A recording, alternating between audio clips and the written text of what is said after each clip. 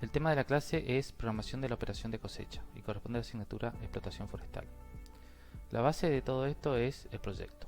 ¿Cómo se puede definir un proyecto? Bueno, varía según los autores, pero una definición generalista es la siguiente. Un proyecto es un conjunto de actividades que se encuentran interrelacionadas y coordinadas con un objetivo definido. En este sentido, el proyecto tiene tareas, esas tareas están secuenciadas, tienen plazos parciales y un plazo total de la finalización del proyecto. ¿Qué puede ser un proyecto? Bueno, un proyecto puede ser la construcción de una casa, la construcción de un edificio, la construcción de un barco, la preparación y establecimiento de un cultivo, el seguimiento del cultivo, la preparación de un pedido en un aserradero, la construcción de un mueble, la construcción de muebles, por ejemplo. Y en el caso de la materia que estamos viendo, un proyecto sería la planificación de la producción. El plazo de esta planificación idealmente sería el año. En la literatura internacional se define como Harvest Scheduling. Bueno, ¿qué objetivo se busca cuando se hace un proyecto? Bueno, minimizar los tiempos, minimizar los costos. Se busca cierta seguridad en cumplir los tiempos, ya sea parciales y totales. Se busca disminuir tiempos muertos, capacidad ociosa del personal. Se busca coordinar grupos de trabajo, contratistas, subcontratistas. Y se busca prever potenciales problemas. Para la gestión de proyectos existen varios enfoques. Nosotros acá vamos a presentar dos, en realidad hay un tercero que es el analítico por medio de herramientas de optimización, pero lo que nos interesa en esta presentación es el empírico y el metódico. El empírico es netamente gráfico, está representado por lo que se conoce como diagrama de Gantt, donde se representan las actividades en fila y los tiempos en columnas, y barras que representaría la duración de cada una de las actividades. Los metódicos son una suerte de algoritmo, una heurística, un procedimiento matemático donde se hacen cálculos de fechas y se determina la fecha de la duración de las actividades parciales y la duración total del proyecto.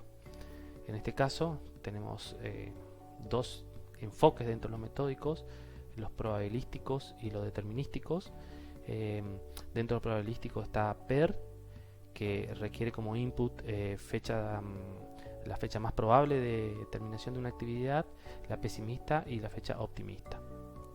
A raíz de esto, el resultado de PER es una duración total del proyecto que es probabilístico. En el caso de camino crítico, el input es la fecha más probable, por ende es una secuencia de fechas más probables, y el resultado final es una fecha específica donde se termina el proyecto. En este caso suponemos que todos los datos son conocidos. En el caso de PER se supone que hay datos que no son conocidos, entonces se usa como una distribución de probabilidades para aproximar la duración del proyecto. Se usa PER cuando los proyectos son desconocidos, o sea, no se tiene experiencia, o hay actividades que no se tiene experiencia, entonces se usa probabilidad. En este caso, PER, el enfoque clásico es una distribución beta. Solamente para mencionar, dentro de los empíricos, el diagrama de Gantt, el concepto es mostrar, como les dije, cada fila representaría una actividad, cada columna el tiempo, y se representarían barras que cada barra representaría el tiempo de duración de esa actividad, pero tiene esto un problema, que no indica la relación que existe entre las distintas actividades. Por ejemplo, si ustedes observan, cuando finaliza la actividad A, inicia la actividad B o C. Entonces nosotros nos podemos preguntar, bueno, lo más lógico para nosotros que visualizamos es que al finalizar la actividad A, o sea, la actividad B y C requiere que la A termine. Eso puede ser un análisis directo, lógico, pero puede pasar también que la actividad C, por ejemplo, no dependa de la A, sino que dependa de la B. ¿Qué quiere decir esto? Que la actividad C se inicia solamente cuando inicia B. Esto puede ser, pero también puede ser lo que le mencioné anteriormente. O sea, el problema que tiene el diagrama de Gantt es que no nos muestra la interrelación entre las actividades, algo que sí el método metódico lo hace, y lo vamos a ver más adelante. Bueno, ¿cómo se construye el diagrama Gantt? Bueno, tenemos que tener en cuenta las tareas macros, los hitos y las tareas micros. Las tareas macros serían, por ejemplo, preparación de suelo y aplicación de herbicida. Los hitos serían las fechas de inicio y finalización, tanto de las tareas como del proyecto en sí. Y las tareas micro serían subtareas dentro de la tarea macro. Por ejemplo, búsqueda del contratista, negociación de la tarifa, entre otras cuestiones. Entonces tenemos que siempre ir de lo general a lo particular. Es muy sencillo hacer el diagrama de Gantt, es muy intuitivo, tanto construirlo como interpretarlo. Pero bueno, tiene sus problemas. A modo de ejemplo, bueno, vemos acá unas actividades. Tenemos como actividades macro la pre-cosecha, la cosecha y la post-cosecha. Dentro de la pre-cosecha las actividades micros. Fíjense que las actividades macros tienen es como la sumatoria de las actividades micros. Por ejemplo, en pre-cosecha es analizar potenciales contratistas, visitar predio y relevar datos, definir tarifa, que sería todo el proceso de la pre-cosecha. Y la cosecha, bueno, establecer el campamento, cosechar el borde del camino del rodal 1 y 2, cosechar el rodal 3. Acá estamos suponiendo que tenemos 3 rodales, ¿no? Entonces, ¿qué hacemos? Corte, extracción, carga. Fíjense que acá tenemos los plazos. El corte arranca, después arranca la extracción y por último la carga. Fíjense un detalle, que no hay simultaneidad, sino siempre hay un delay entre cada una de las actividades. Vamos al rodal 1, corte, extracción, carga. Vamos al rodal 2, corte, extracción, carga. Finalizamos y llegamos a la tercera actividad macro, que sería la post cosecha. Verificamos el estado de camino y arreglamos el camino, suponiendo que son caminos vecinales, ¿no? Bueno, este sería el concepto muy general de lo que es diagrama de Gantt. Muy sencillo. El proyecto tiene 3 etapas bien diferenciadas. Por un lado, la planificación, que es la secuencia lógica de las actividades, lógicas o tecnológicas, ¿tá? La programación es la asignación de tiempo, de la variable tiempo a esas actividades, a cada una de esas tareas. Y la ejecución y control es el monitoreo de la realización de cada una de las actividades ya en tiempo real, digamos, ¿tá? Una vez que se inicia el proyecto. Entonces nosotros lo que vamos a ver es en este tema es planificación y programación, y el control o el monitoreo se hace sobre lo que hicimos previamente. Por eso es importante hacerlo a conciencia. Ahora lo que vamos a ver es planificación, o sea, lo que es la secuencia lógica de actividades. Y nos vamos a valer de una herramienta matemática que son las redes. ¿Qué elementos componen las redes?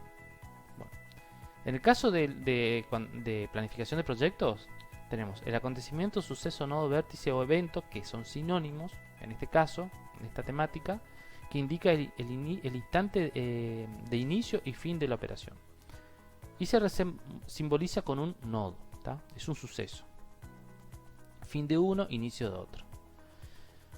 Luego tenemos los arcos, que son un par orientado que se encuentra entre dos nodos y simboliza la actividad. Entonces, por ejemplo, tenemos una actividad 1, tenemos el suceso, fin de la 1, suceso, inicio de la actividad 2. Dentro de los conceptos básicos, la actividad o tarea sería cualquier trabajo físico o intelectual a realizar para cumplir los objetivos de un proyecto. Importante, insume tiempo y recursos, se representa por arcos y se desarrolla siempre entre dos nodos. Eso es importantísimo, son conceptos básicos que nos sirven para construir la red. La actividad, entonces, repito, insume tiempo, recurso, se representa por arcos y siempre tiene que haber dos nodos que sostengan, digamos, una actividad. El camino, ruta o trayectoria es la sucesión de arcos que van de un nodo inicial a un nodo final del proyecto. ¿Tá? Por ejemplo, tenemos inicio de la actividad N y fin de la actividad N. O sea, siempre si hay una actividad tiene que haber un nodo inicio y un nodo final. Nunca una actividad puede estar, digamos, flotando sin una conexión o un nodo. Algunas reglas para construir la red. Regla 1. Cada actividad se representa por una y solo una flecha y debe existir una y solo una actividad entre dos nodos. Sí o sí, si hay una actividad que es, por ejemplo, extracción rodal 1, no puede haber otro arco que represente extracción rodal 1. Ese arco es único. ¿Tá? Una cuestión importante, la longitud no tiene significado y el sentido tampoco importa. Si bien eso es verdad, hablando más que nada de lo que es el sentido, está bueno siempre que haya una lógica en la construcción de la red. Entonces, por ejemplo, de izquierda a derecha.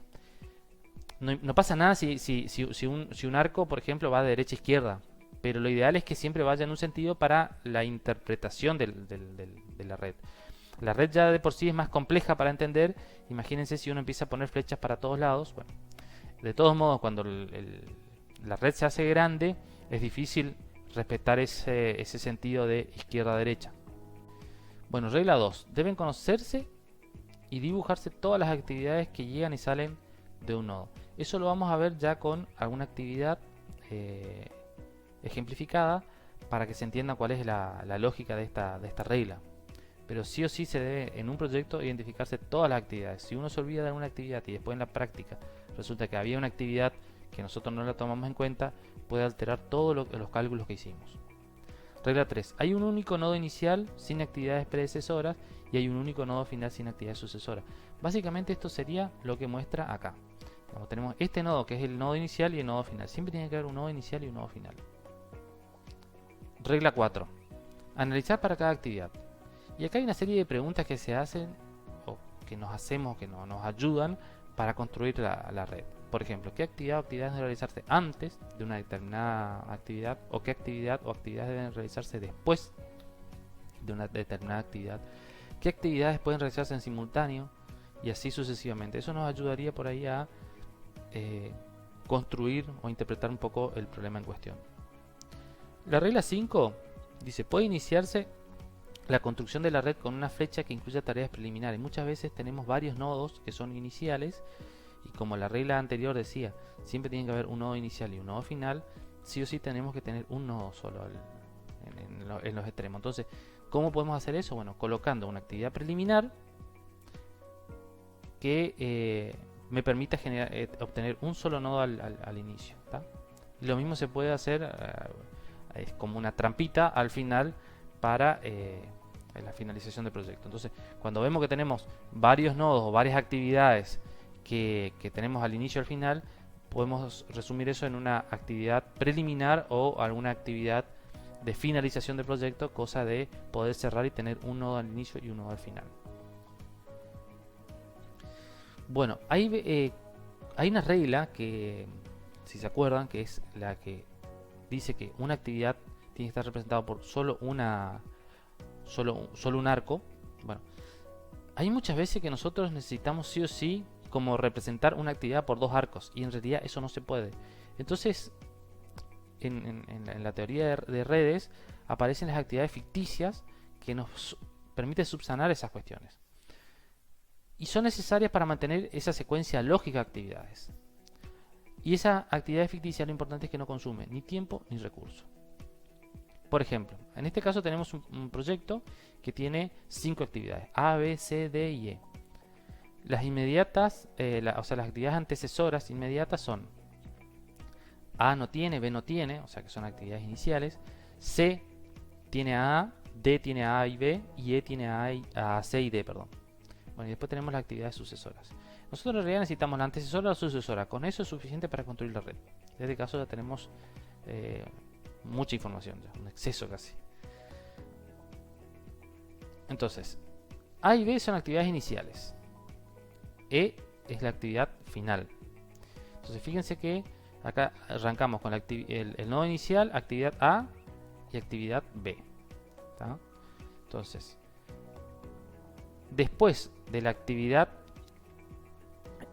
A aparece la actividad C. Fíjense que dice actividad C, antecesora inmediata, la A. Bien.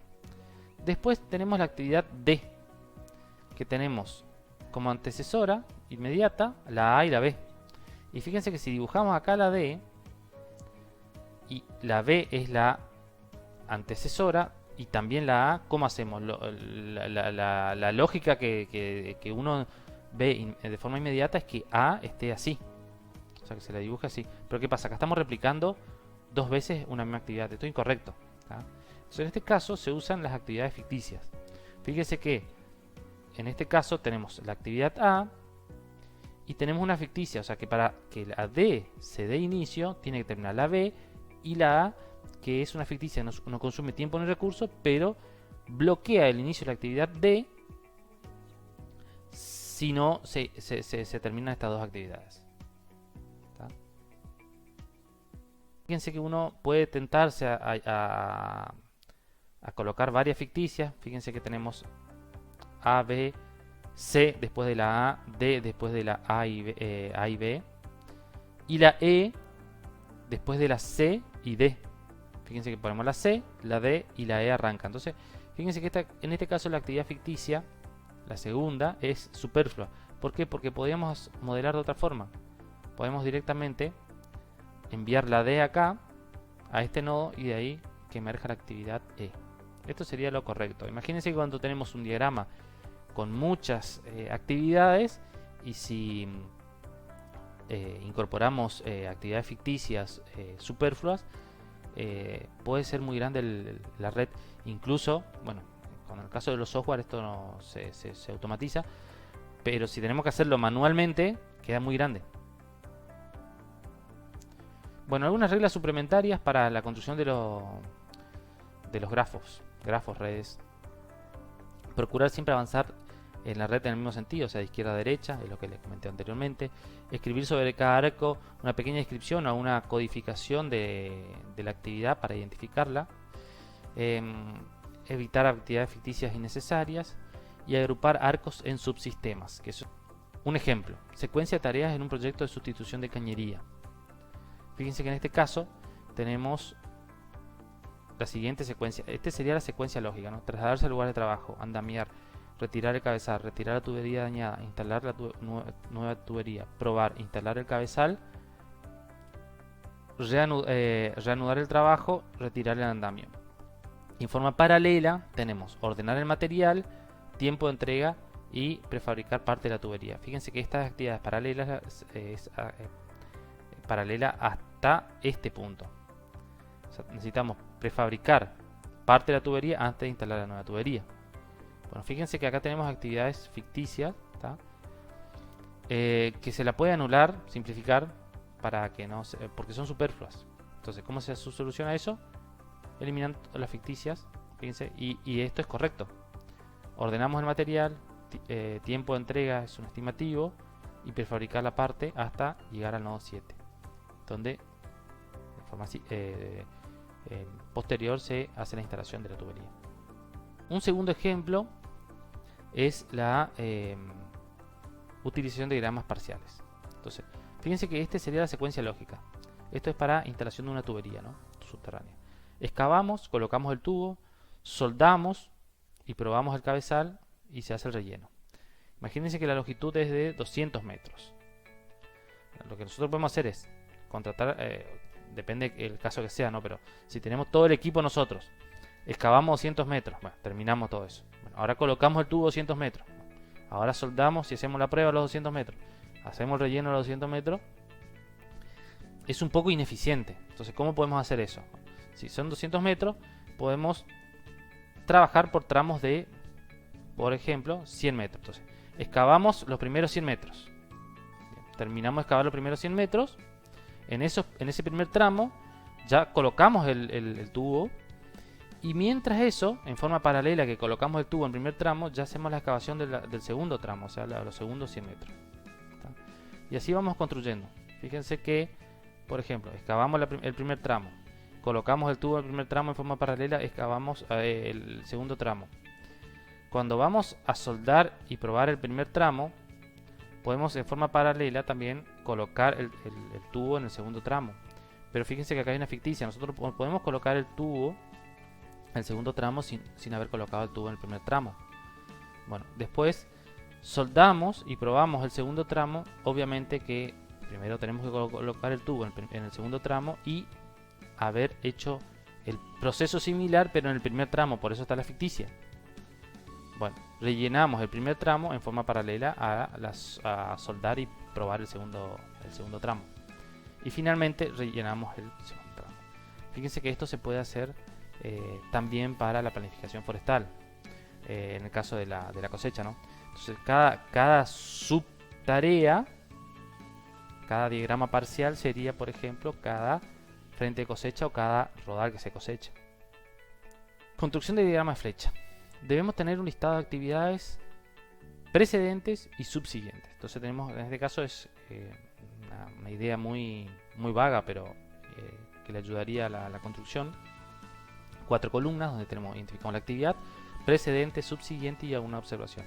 En realidad podemos tener la columna 2 o 3, cualquiera de las dos es suficiente, no es necesario tener las dos exclusivamente. Esta es una forma de encarar la matriz de precedencia y la gráfica asociada, ¿no? Entonces, por ejemplo, tenemos la actividad A, que la suceden la A1, la sucede la A3, la A4 y la A5. Fíjense, tenemos la A1, la 3, la 4 y la 5. La A2, la 4 y la 5. Tenemos la A2, la 4 y la 5. La A3, la 6. Tenemos la A3, la 6. La A4, también la 6. O sea, la A4, la 6. La 5, la 7. Tenemos la 5, la 7. Y finalmente la 7 se conecta con el nodo final, ¿tá? Tanto la actividad 6 como la actividad 7, como ven acá, no tiene ni una actividad que la suceda, entonces son actividades finales. Entonces con este nodo final cerramos el gráfico. Bueno, inconvenientes, acá es lo que yo quería, o lo que estaba poniendo en relieve anteriormente, es el inconveniente que presenta Gantt para analizar estas cuestiones. Fíjense que tenemos a la izquierda un diagrama de Gantt muy sencillo, donde tenemos actividad 1, 2, 3, y después de esa actividad tenemos la 4 y la 5. Fíjense que esta representación del diagrama de Gantt se puede interpretar de la forma que estamos analizando mediante redes, de 6 formas diferentes. Fíjense que acá nosotros podemos interpretar, bueno, que hay que terminar todas las actividades, la 1, la 2 y la 3, para iniciar la 4 y la 5. Eso puede ser así o no. Puede pasar, por ejemplo, que para arrancar la 4, yo tenga que terminar la 1, para arrancar la 5, tenga que terminar la 2. Para arrancar la 4 y la 5, tenga que terminar la 1 y la 2. Fíjense que acá la ficticia bloquea el inicio de la 4 y la 5 si la 2 no está terminada. Fíjense, por ejemplo, que en este caso 5 depende de la 1, la 4 de la 2 y así sucesivamente. O sea, la combinación que puede haber de la interpretación de un diagrama de Gantt es variada. Por eso la importancia que tiene este tipo de enfoque en comparación con Gantt. Obviamente Gantt es sencillo. Uno toma un Excel o un programa específico para hacer un diagrama de Gantt, lo hace en minutos. En cambio esto implica por ahí más información, más esfuerzo de análisis, entonces es un poco más complicado. Pero ¿qué pasa? Esto me permite entender la interrelación que hay entre las actividades y me permite lograr mayor control sobre el proceso que estoy modelando. Lo que vamos a ver ahora es la programación. La programación de actividades tiene una programación primaria, que es la asignación de la variable tiempo y los recursos a las tareas del proyecto, a las actividades. No se considera la restricción simultaneidad. En este caso la herramienta no incorpora esa, o sea, no permite incorporar estas cuestiones. No hace el secuenciamiento ni tampoco restricciones de simultaneidad. Para esto tenemos que pasar a los modelos matemáticos de optimización. Pero así todo es una herramienta muy poderosa para planificar. Y la programación primaria se hace siguiendo solo la red de secuencia tecnológica o lógicas. ¿Qué obtenemos a partir de la programación primaria? Bueno, el camino crítico, el diagrama calendario y el diagrama de carga de los recursos. La programación definitiva sí es la que se incorpora la posibilidad de determinar la secuencia y la simultaneidad de los recursos. Entonces, por ejemplo, si tenemos que hacer una operación de descarga, hacemos descarga del camión o cargamos una cinta transportadora. Tenemos una misma máquina para hacer las dos actividades. ¿Cuál de las dos actividades hacemos? La programación primaria no permite hacer eso, pero la programación definitiva sí, y acá sí no tenemos que valer de otro tipo de herramientas que son optimizantes para hacer esto. Lo que no le quita mérito a la programación primaria, repito nuevamente. Vamos a resolver un ejercicio muy sencillo para entender cuál es la lógica. Tenemos 4 actividades. Fíjense que tenemos la predecesora. A, B no tiene predecesora, C tiene predecesora A y D tiene predecesora A y B. Tenemos la duración, A10, la actividad B5, la actividad C4 y la actividad D3. Entonces, ¿cómo iniciamos? Fíjense que AB no tiene predecesora, por ende, colocamos entonces un nodo inicial y colocamos la actividad A y la actividad B. La actividad C tiene predecesora a la A. Colocamos un nodo, que hay un suceso, un cambio, y la actividad C. Y la actividad D tiene como predecesora a A y B. Acá es donde nosotros podemos estar tentados y cometer un error y dibujar otra vez la actividad A que parta del nodo 1 y se dirija al nodo 3. Sería un error. Entonces, para salvar eso, fíjense que acá tenemos la actividad D y tenemos como predecesor la B, pero con una actividad ficticia también le tenemos como predecesor a la actividad A. Entonces salvamos ese problema y el nodo 4 definiría el fin del proyecto. El fin del proyecto sería el camino más largo desde el nodo inicial al nodo final. Y también determinamos la duración del proyecto, que sería el camino más largo entre el nodo 1 y el nodo 4. ¿Cuál sería el camino más largo? El camino más largo sería 14 días. ¿Por qué? Porque la actividad A y la actividad C, A de 10 y C de 4, suma 14. Si hacemos otra combinación, por ejemplo, A ficticia D, A es 10, D es 3, entonces sumaría 13. B, D, B es 5, D es 3, sumaría 8. O sea, el camino más largo o la distancia más grande entre el nodo inicial y el nodo final es 14. Acá también sale la definición de camino crítico, de forma intuitiva. Fíjense que la actividad A y la actividad C es la que se define como camino crítico porque es la longitud máxima entre el nodo inicial y el nodo final. Son los 14 días que yo les mencioné. ¿Qué pasaría si la actividad A o C, por X o Y motivo, se altera en una unidad? Por ejemplo, si la actividad A en lugar de 10 vale 11, C sigue igual, 4. Entonces la duración del proyecto serían 15. Entonces, cualquiera de esas actividades, al alterarse en una unidad, afecta en forma proporcional la duración total del proyecto. Por ejemplo, si la actividad B se altera en una unidad, no modifica la duración del proyecto. Esto en realidad se puede resolver mediante software, pero lo importante es entender el concepto y cómo trabajan estas herramientas en forma interna. En este proceso de cálculo se hace en dos sentidos. Primero, de izquierda a derecha y luego de derecha a izquierda. Ahora lo vamos a ver con un ejercicio práctico. Entonces hay algunas definiciones que, si bien son un poco, digamos, complicadas, digamos, pueden confundir, pero no se preocupen porque vamos a despejar esto con un ejercicio. Entonces tenemos, cuando hacemos el cálculo hacia adelante, decimos que hacemos de izquierda a derecha. Entonces tenemos dos fechas. La primera fecha de comienzo y la primera fecha de finalización. Básicamente, para entender la lógica, es la primera fecha de finalización es igual a la primera fecha de comienzo más la duración de la actividad IJ. En este caso aparece el concepto de fecha temprana, que sería el instante más temprano posible en que una actividad puede emerger a partir de un nodo. La fecha temprana se define como la máxima primera fecha de finalización. Fíjense que en el caso de la porción de gráfico que estamos mostrando acá, la porción de red, fíjense, tenemos 12, 13 y 15. Todos son primera fecha de finalización. ¿Tá?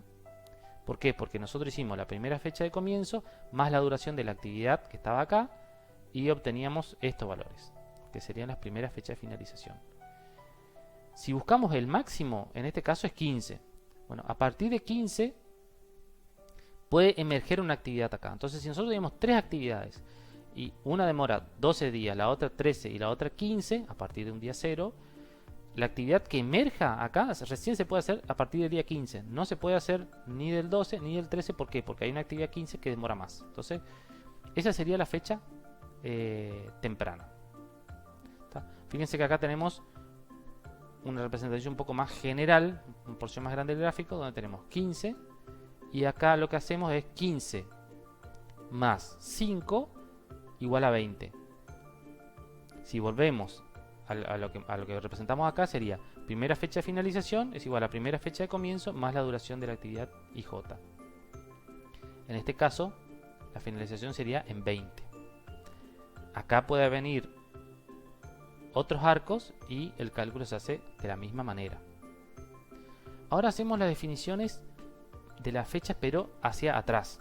Tenemos la última fecha de comienzo y la última fecha de finalización. La última fecha de comienzo es igual a la última fecha de finalización menos la duración de la actividad. O sea, la lógica es la misma, solo que se resta para determinar diferencias. Aparece el concepto de fecha tardía, que es el instante más lejano respecto al origen hasta el cual se puede demorar un suceso sin variar la duración del proyecto. En este caso, la fecha tardía es la mínima última fecha de comienzo. Fíjense que en este caso tenemos, por ejemplo, el cálculo se hace de derecha a izquierda. O sea, tenemos 30, 29, 26, 28. El concepto de fecha tardía es la mínima última fecha de comienzo. Entonces, la mínima última fecha de comienzo es 26.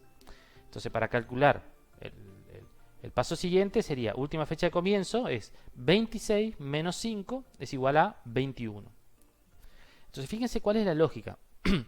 Si nosotros hacemos un cálculo de izquierda a derecha y luego de derecha a izquierda, determinamos en toda la red las holguras que hay entre fecha temprana y fecha tardía. En este caso, fíjense que existe una holgura. Entonces, cualquiera de estas actividades, esta secuencia de actividades, puede tener una pequeña variación en el tiempo sin alterar la duración total del proyecto. Esa pequeña variación se determina en función de la diferencia que hay entre la fecha temprana y la fecha tardía. En esta segunda representación, fíjese que no existe esa holgura, por ende la secuencia de tareas que integra esta red, esta secuencia de actividades dentro de la red, son críticas. Cualquier variación que exista entre ellas o en una de ellas solamente impacta directamente en la duración del proyecto. O sea que si se demora 5 días, el proyecto se va a demorar 5 días más. Bueno, ¿cómo se indican fecha temprana, fecha tardía, última fecha de comienzo, primera fecha de finalización, duración, el ID del nodo? Bueno, hay varias formas, pueden ser nodos circulares, pueden ser cuadrados, rectangulares, como quieran. Generalmente lo que más se usa es este modelo que está acá, que son nodos circulares y el arco.